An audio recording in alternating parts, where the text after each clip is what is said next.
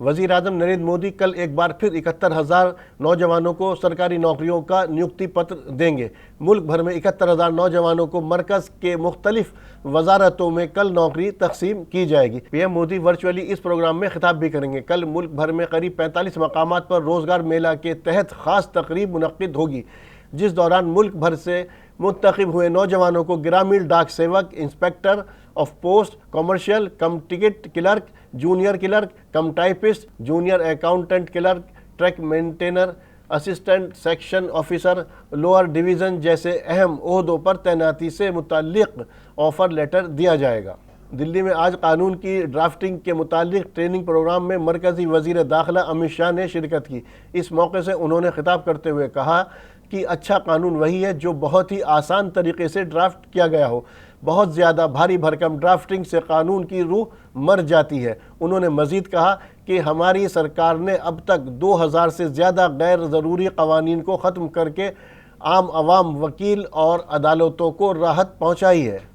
जितना हो सके उतना कानून सरल और स्पष्ट शब्दों में ड्राफ्ट करना चाहिए। बहुत क्लिष्ट शब्दों में ड्राफ्ट किया हुआ कानून हमेशा विवाद खड़ा करता है। कानून जितना सरल और स्पष्ट शब्दों में होता है, इतना बिन विवादित होता है। कानून का स्पिरिट आपका काम नहीं है। आपके कौशल की परीक्षा क्या है? कोर्ट को इसमें एक भी सुधार न करना पड़े, व्याख्या न करनी पड़े, ये अच्छे ड्राफ्ट किए हुए कानून की परीक्षा है। कोर्ट को इंटरवीन करने का मौका न देना पड़े, ऐसा कानून बनाना ये अच्छे कानून की ड्राफ्टिंग की मेडल है। तो हमारा लक्ष्य ये होना चाहिए कि सरल और स्पष्ट भाषा में कानून को ड्राफ्ट करना चाहिए। मोदी जी के प्रधानमंत्री बनने के साथ हमने कानूनों के क्षेत्र में ढेर सारा काम किया है। 2015 से अब तक कई सारे इरिलेवेंट कानूनों को निरस्त करने का काम हमने किया है। लगभग 2000 के आसपास कानूनों को निरस्त कर दिया। कानूनों को जंगल से वकीलों को और समाज को दोनों को मुक्ति देने, अदालतों को भी मुक्ति देने का काम नरेंद्र मोदी सरकार ने किया है। और ढेर सारे नए कानून जो समयानुकूल जरूरियात थी उसको बनाने में भी ये सरकार नहीं झिझकी है।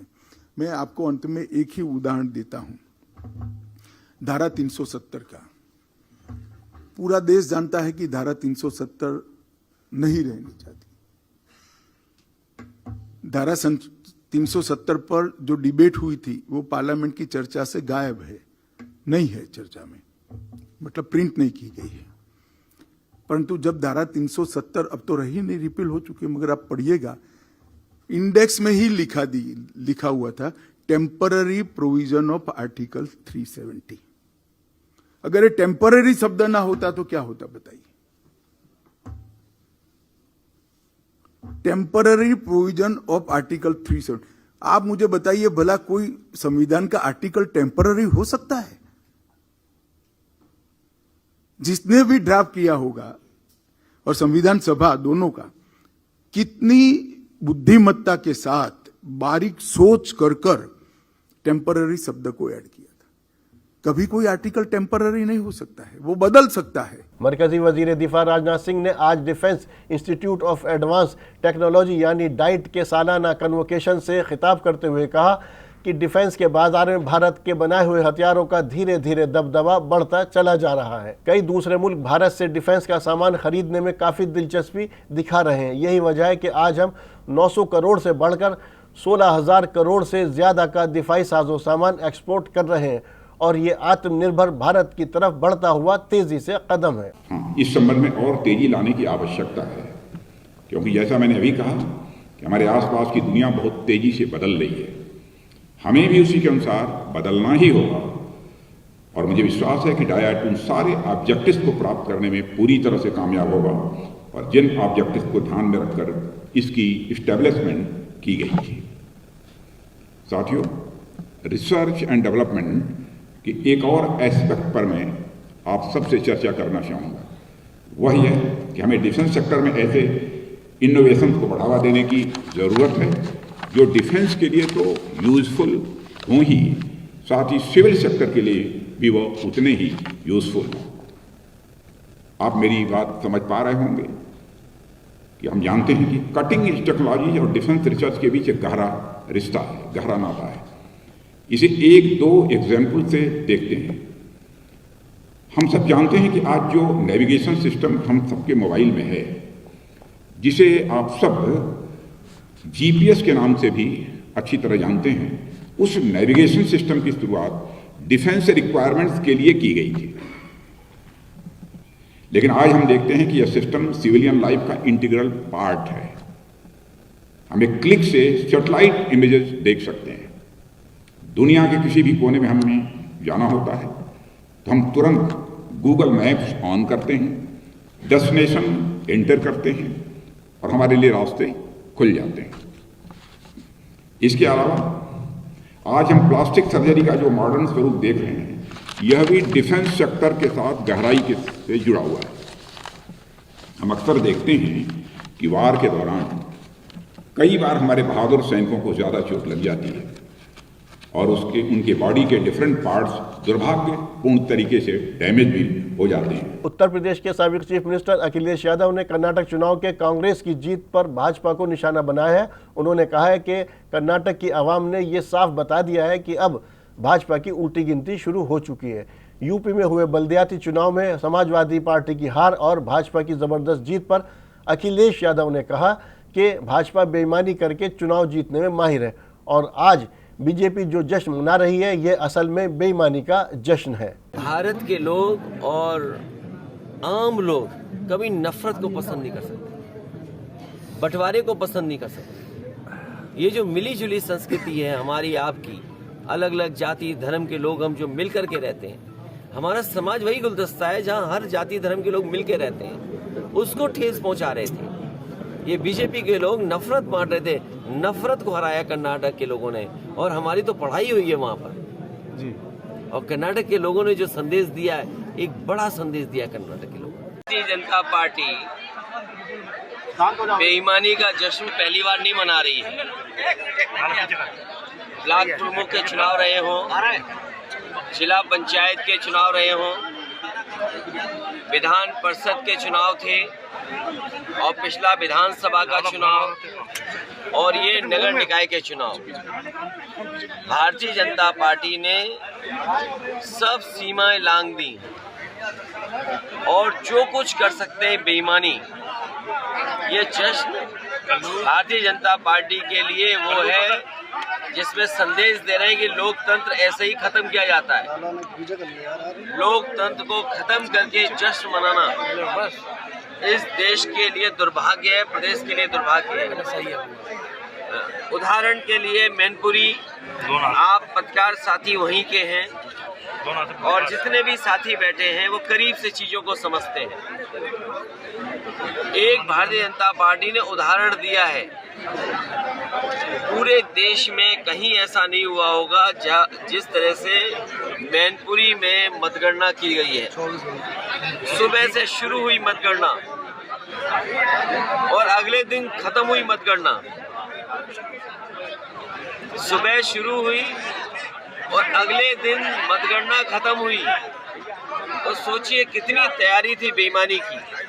जो उन्हें रिजल्ट देना था अंतोगत्वा उनके अधिकारियों ने वही परिणाम दिया। छत्तीसगढ़ के वजीर आला भूपेश बघेल ने आज मरकजी सरकार पर तनकीद करते हुए कहा कि हुकूमत के पास नोटबंदी से कितना काला धन वापस आया है, लॉकडाउन में कितने लोगों की नौकरी गई, कोरोना में कितने लोगों की जान गई, इनमें से किसी का भी डाटा सरकार के पास नहीं है। उन्होंने कहा कि आज दिल्ली हुकूमत महंगाई और बेरोजगारी पर बात करने से भाग रही है और गरीब लोग हर गुजरते दिन के साथ और भी गरीब होते चले जा रहे हैं, लेकिन सरकार को इसकी फिक्र नहीं है। किसानों के साथ भी सरकार ने वादा खिलाफी की है। वो क्या है? नोटबंदी। 9 साल बीत रहा है, लेकिन आज तक केंद्र सरकार ने ये नहीं बताया कि कितना काला धन देश का जमा हुआ, आरबीआई में कितने नोट जमा हुए, ये भी आज तक के उन्होंने जारी नहीं किया। नंबर 2, लॉकडाउन से देश को भारी नुकसान हुआ, कितने लोग जान से हाथ धोना पड़ा, कितने लोगों को रोजगार छीनी गई, इसके कोई आंकड़े उन्होंने जारी नहीं किया। शौचालय बनाए, लेकिन वो भी अपूर्ण है, कितने लोग उसका उपयोग कर रहे हैं इसकी भी जानकारी नहीं है। उज्ज्वला योजना उन्होंने शुरू की तो 400 रुपया रसोई गैस की कीमत थी, आज बढ़ के 1200 रुपया हो गया। कोई भराने को तैयार नहीं, महंगाई से हाहाकार। जिसमें हाथ डाले वो नुकसान हुआ। किसानों के आय दुगुनी करने की बात कही थी, किसान आत्महत्या करने के लिए मजबूर है। दिल्ली में कितने लोग आंदोलन करते करते लोगों की जान चली गई। कमेटी बनाए, कमेटी का कोई अता पता नहीं है। 6000 रुपया किसान सम्मान निधि देने की बात कही, वो पहले मिला, उसके बाद जो नाम करते गए तो अब तो वो आंकड़े ही घट गए। अभी मनरेगा में जो जिसको वो कहते थे ये कांग्रेस के असफलताओं का स्मारक है, और वही मनरेगा है वो लॉकडाउन के समय कोरोना काल में लोगों का अर्थव्यवस्था सुधारने में मददगार हुई। और आज स्थिति ये है कि आप उसके बजट को 1/3 कर दिए। आज बजट कहीं अता पता नहीं है। छत्तीसगढ़ में भी हर साल 2,500-3 हजार करोड़ रुपए मिलता था, अब उसको घटा के 1,000 करोड़ कर दिया है। तो आप गरीब के खिलाफ हैं, आप किसान के खिलाफ हैं, आप घरेलू जो महिलाएं हैं उसके खिलाफ हैं। डीजल, पेट्रोल, रसोई गैस, केरोसिन सबके आपने बढ़ा दिए, खाद के भाव बढ़ा दिए। छत्तीसगढ़ में नवागढ़ के रोगदा गांव में देसी शराब पीने से 3 लोगों की मौत हो गई है। मरने वालों में फौज का एक जवान भी शामिल है, जबकि दूसरा शख्स कोरबा के प्लांट में काम करता था। मरने वालों में तीसरे शख्स की पहचान एक किसान के तौर पर हुई है। तीनों आज एक साथ शराब पी रहे थे। शराब पीने के फौरन बाद उनकी तबीयत खराब होने लगी और तीनों बेहोश होकर जमीन पर गिर गए। फौरन अस्पताल में ले जाया गया, लेकिन अस्पताल पहुंचने से पहले ही उन तीनों की मौत हो गई। डॉक्टरों ने देखते ही उन्हें मुर्दा करार दे दिया। खबर मिलने के बाद पुलिस मौके पर पहुंची और जांच शुरू कर दी। ग्राम रोगदा जो थाना नवागढ़ क्षेत्र के अंतर्गत आता है, सुबह शराब पीने के बाद 3 लोगों की मृत्यु हुई है। उनको नवागढ़ अस्पताल में लाया गया था, डॉक्टरों द्वारा मृत घोषित किया गया है। उनका पंचनामा करके पोस्टमार्टम की कार्रवाई की जा रही है और पोस्टमार्टम के उपरांत एनालिसिस भी क्लियर हो पाएगा कि किन कारणों से उनकी मृत्यु हुई है। और पुलिस की टीम अस्पताल में भी है, डॉक्टर की टीम भी पहुंच गई है, एफएसएल की टीम भी ग्राम रोगदा पहुंच गई है और वहां पे सभी अधिकारी मौके पे गए हुए हैं और आगे परीक्षण के उपरांत ही उसमें क्लियर हो पाएगा। जयपुर गोवा एसोसिएशन की तरफ से होली रिडीमर चर्च में मदर्स डे के मौके पर माताओं और नर्सों को एजाज से नवाजा गया है। जयपुर गोवा एसोसिएशन के सदर डायना कौशिक ने अपने खिताब में कहा कि आज ऐसी भी माएँ हैं जिन्होंने अपने बच्चों का त्याग किया है, जो ईश्वर की सेवा में है, और कई सीनियर नर्स जो आवाम की खिदमत दिन रात करती हैं। हम उन्हें सलाम करते हैं। इस मौके पर ख़ास तौर पर वो नर्स जिन्होंने कोविड के वक्त अपनी भरपूर जिम्मेदारी निभाई थी, उन्हें एजाज से नवाजा गया, जिनमें मीरा पुनिया और 3 खातून RAS अफसरान की माएँ शामिल हैं, जिन्हें सेंट जेवियर्स कॉलेज के vice principal father Raymond SJ और फादर जॉर्ज पॉल के हाथों नवाजा गया। राजस्थान में कांग्रेस पार्टी के अंदर जारी उठापटक के बीच एक बार फिर साबिक डिप्टी CM सचिन पायलट ने कहा कि रियासती सरकार को करप्शन के खिलाफ सख्त एक्शन लेना चाहिए। उन्होंने कहा कि अभी भी असेंबली इंतखाबात में 6 महीने बाकी हैं। पार्टी इत्तेहाद को नुकसान पहुंचाने के इल्ज़ाम पर पायलट ने कहा कि हम ना ही किसी पर कोई इल्ज़ाम लगा रहे हैं और ना ही किसी से हमारी ज़ाती लड़ाई है। हम सिर्फ करप्शन के खिलाफ कार्रवाई चाहते हैं। कुछ नहीं है, 2-5 दिन गर्मी में चलना संघर्ष को मायने नहीं रखता।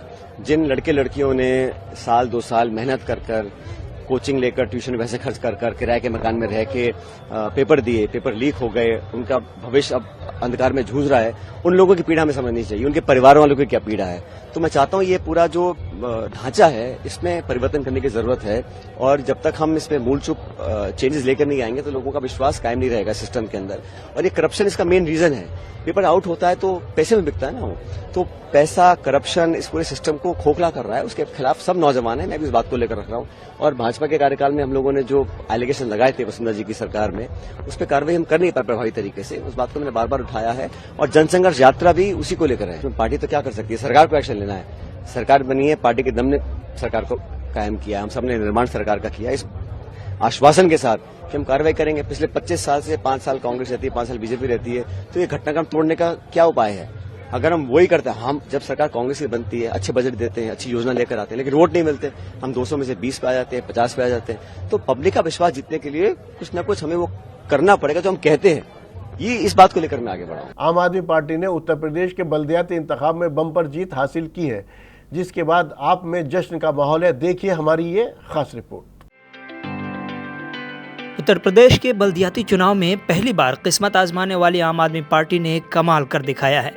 आम आदमी पार्टी के यूपी इंचार्ज और राज्यसभा रुकन संजय सिंह ने अकेले अपने दम पर पार्टी को यूपी के बल्दियाती चुनाव में बड़ी कामयाबी दिला दी है, जिस पर समाजवादी पार्टी से लेकर बीएसपी और बीजेपी सबके सब हैरान हैं, चूँकि आम आदमी पार्टी ने इस पहले ही मुकाबले में सेंचुरी लगा दी है।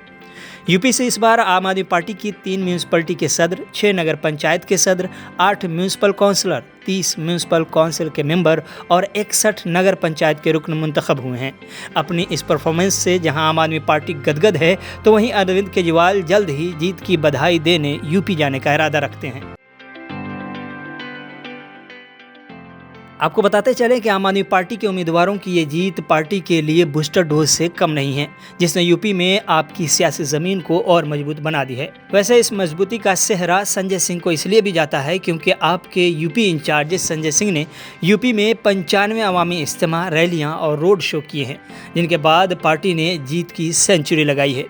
यूपी के बड़े अजला में रामपुर म्यूनसिपल काउंसिल से सना खानम, बिजनौर की शिवहारा से वारसी और अलीगढ़ के खैर से संजय शर्मा चेयरमैन चुने गए हैं।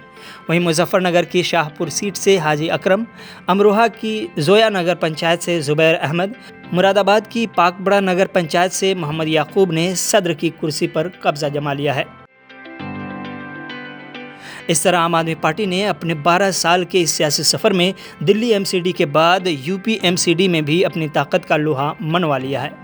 ब्यूरो रिपोर्ट, मोहित शुक्ला। हमने 1 साल नगर निकाय के चुनाव पर फोकस किया, कमेटियां बनाई, वार्डों के अंदर, शहरों के अंदर लगातार हमारे कार्यक्रम चलते रहे। तिरंगा शाखा के माध्यम से सेवा के कार्यक्रम और पार्टी के माध्यम से संघर्ष के कार्यक्रम। ये चुनाव हमने बहुत मजबूती से लड़ा और उसका नतीजा आपके सामने है। केजरीवाल जी के मॉडल पे, अरविंद केजरीवाल जी की नीतियों पे और काम की राजनीति उत्तर प्रदेश में भी हो सकती है, उस पर भी वोट पड़ सकता है, ये विश्वास इस चुनाव से लोगों में जगा।